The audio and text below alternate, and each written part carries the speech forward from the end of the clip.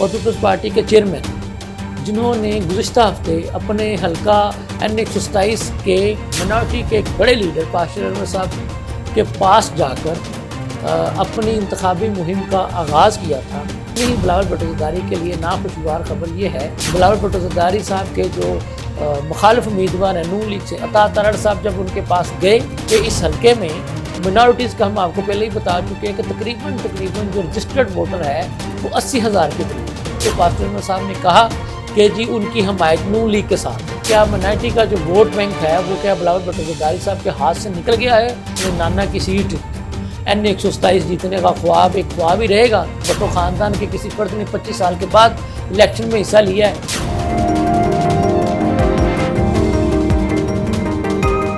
बिस्मिल्लाहिर्रहमानिर्रहीम। लम्हा न्यूज़ के साथ मैं हूं शहजाद मलिक। नाज़रीन, ख़बर यह है कि NA-127 और पीपल्स पार्टी के चेयरमैन, जिन्होंने गुज़िश्ता हफ्ते अपने हल्का N127 के एक मिनॉरिटी के एक बड़े लीडर पाशर अनवर साहब के पास जाकर अपनी इंतखाबी मुहिम का आगाज़ किया था। आज उन्हीं बिलावल भुट्टो ज़रदारी के लिए नाखुशगवार ख़बर ये है कि उन्हीं पास्टर अनवर साहब के पास जब बिलावल भुट्टो ज़रदारी साहब के जो मुखालिफ उम्मीदवार हैं नून लीग से अता तारड़ साहब जब उनके पास गए तो उन्होंने उन्हें कहा कि जी आप कह चुके इस हल्के में मिनॉरिटीज़ का हम आपको पहले ही बता चुके हैं कि तकरीबन जो रजिस्टर्ड वोटर है वो 80,000 के करीब है। तो तारड़ साहब ने उनसे अपना क्या कहती हैं उनकी कम्युनिटी से वोट मांगने की कोशिश की। तो उन्होंने पास्टर अनवर साहब ने जब उनके साथ मुश्तरका प्रेस कॉन्फ्रेंस की तो पास्टर अनवर साहब ने कहा कि जी उनकी हमायत नून लीग के साथ है। अब जब पास्टर अनवर साहब ने वाज़ेह तौर पर यह कह दिया कि उनकी हमायत नून लीग के साथ है तो मेरा जहां सवाल ये बनता है कि पिछले हफ्ते जब बिलावल भुट्टो ज़रदारी साहब उनके पास गए तो फिर इसका मतलब उनका वो दौरा और उनके पास जाना वो तो नाकाम रहा। तो देखने की बात यह है कि क्या मिनॉरिटी का जो वोट बैंक है वो क्या बिलावल भुट्टो ज़रदारी साहब के हाथ से निकल गया है, और वो लोग जो बिलावल साहब को पास्टर अनवर साहब के पास लेकर के गए थे क्या उन्होंने इस बात की कोई वो नहीं की थी मेक श्योरिटी कि उनकी हमायत जो है वो पीपल्स पार्टी को भी मिले? हाँ, आज पास्टर अनवर साहब ने ये ज़रूर कहा जब वो नून लीग के उम्मीदवार अता तारड़ साहब के साथ प्रेस कॉन्फ्रेंस करे तो उन्होंने कहा था कि ठीक है जी बिलावल भुट्टो ज़रदारी साहब मेरे पास तशरीफ़ लाए थे, उन्होंने मुझसे दुआ मांगी थी कि जी मेरे हक़ में दुआ करें, तो मैंने उनके लिए दुआ कर दी थी। अब यहाँ पर चूँकि अब यहाँ तो दुआ के साथ साथ जो है बात है वोटों की, जीतेगा वही जिसको वोट मिलेगा, और वोट वहाँ पे मिनॉरिटीज़ का एक बहुत बड़ा वोट बैंक है, वो एक अच्छा खासा वोट बैंक रखते हैं, सुनने में आया है पास्टर अनवर साहब। तो मैं ये समझता हूँ कि अता तारड़ साहब जिन्होंने आप कह लें कि एक तरह से आज से अपने उस हल्के में अपनी इंतखाबी मुहिम का आगाज़ किया था, और उन्होंने अपनी इंतखाबी मुहिम का आगाज़ ही उस बंदे के पास जाकर के किया जहाँ से अपना बिलावल भुट्टो ज़रदारी साहब ने किया था।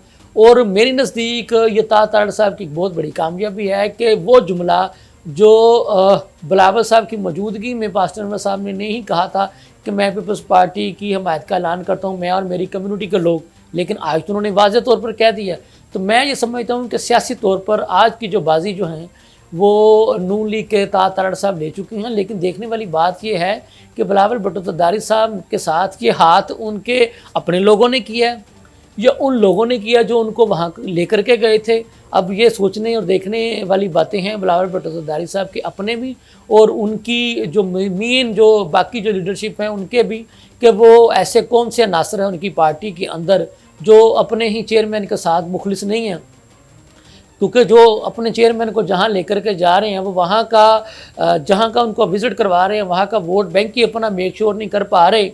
तो फिर आप इधर से अंदाज़ा लगा लें कि फिर ऐसे अनासर जो हैं वो बिलावल भुट्टो ज़रदारी साहब के साथ 8 फरवरी को क्या करेंगे, इसके बारे में यकीनी तौर पर बिलावल भुट्टो ज़रदारी साहब को अभी से सोच लेना चाहिए, वगरना फिर ये उनका जो है ना अपने नाना की सीट N127 जीतने का ख्वाब एक ख्वाब ही रहेगा। तो अब तो खैर पीपल्स पार्टी के किसी जिसे को कह लेना कि भुट्टो ख़ानदान के किसी फ़र्द ने 25 साल के बाद इलेक्शन में हिस्सा लिया है, तो अगर ये सीट अब भी इनके पास ना आई तो फिर मुझे लगता है फिर ये शायद ही इनके ख़ानदान से कोई दोबारा जो है वो यहाँ पर इलेक्शन लड़ने की कोई हिम्मत करेगा, क्योंकि इलेक्शन जो है वो इसको इलेक्शन समझ कर ही लड़ना चाहिए। ये क्या बात हुई, ये एक मजाक है कि आप अपने चेयरमैन को कहीं लेकर के जाते हैं, बाद में पता चलता है कि जी वो बंदा तो जनाब किसी और की हमायत का ऐलान कर रहा है। बहरहाल अभी भी वक्त है बिलावल भुट्टो ज़रदारी साहब, आप देख लें कि, और ये भी देखें कि वो कौन से लोग हैं जो आपके साथ इस तरह का सलूक कर रहे हैं। दूसरी खबर ये भी है कि वो पीपल्स पार्टी से ही है कि पीपल्स पार्टी लाहौर के सदर को, जिनका ये बुनियादी तौर पे ये हल्का बनता है, जिन्होंने ज़िमनी इंतखाबात में यहाँ से तकरीबन 33,000 के करीब वोट लिए थे, तो उनको इस मरतबा टिकट ही नहीं दी गई, ना NA की ना सूबाई की। तो ये कैसे कप्तान होंगे कि जो अपनी टिकट ही जो है वो उनको उनकी पार्टी ने नहीं दिया। तो बहरहाल ये भी पीपल्स पार्टी लाहौर के देखने सोचने समझने की बात है कि जब आप कप्तान को टिकट नहीं देंगे तो फिर उस कप्तान की बाकी टीम जो है वो क्या डिलीवर कर पाएगी। बहरहाल जिनकी ये पार्टी है, मेरा ख्याल है कि वो देखेंगे सोचेंगे, नहीं देखेंगे सोचेंगे तो फिर ठीक है, फिर आगे उनको पता ही है फिर हमारा हाल क्या होना है।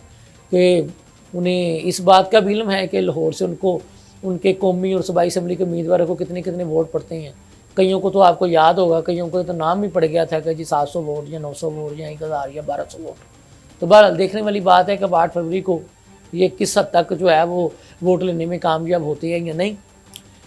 दूसरी खबर ये है कि वो जो मुस्लिम नून के जो उम्मीदवार को के बारे में हम आपको बता रहे हैं कि वो अंदरूनी खाना उनकी भी वो चल पड़ी है इंतखाबी मुहिम। तो देखते हैं वो कल हमने सुना है कि जी वो 11 या 12 तक, खास ज़्यादा से ज़्यादा 12 तक जो है वो अपनी टिकटों की अनाउंसमेंट कर देंगे, क्योंकि ज़ाहिर करनी पड़ेगी। 12 तारीख जो है वो आखिरी है इलेक्शन कमीशन को जमा करवाने की, कल नहीं तो परसों तो उनको ऐलान करना ही पड़ेगा। तो इस्तेकाम पाकिस्तान पार्टी के साथ भी उनकी जो है सीट एडजस्टमेंट के मामला चल रहे हैं। MKM पाकिस्तान के साथ भी उनके सीट एडजस्टमेंट के मामला चल रहे हैं। कल जो खबर चली थी कि 242 जो हल्का है MKM पाकिस्तान के साथ इनके मामला तय पा गए हैं। अभी खबरें जो आ रही हैं कि अभी मामला तय नहीं पाए। बहरहाल ये खबरें जब तक ये कहते हैं ना कि 12 जनवरी जिसको टिकट जमा करवाने का जो आखिरी दिन है, ये मुकम्मल नहीं हो जाता, इसी तरह की खबरें जो है ना वो आपको मिलती रहेंगी। और इसी तरह के इन टिकटों के मामले में नशेबो फराज जो है वो आते रहेंगे।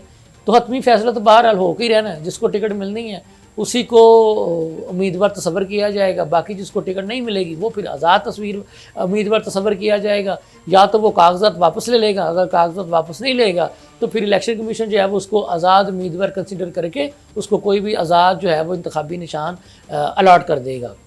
तो PTI वाले जो हैं वो एक मरतबा फिर पेशावर हाई कोर्ट से ही बल्ले का निशान लेने में कामयाब हो गए हैं।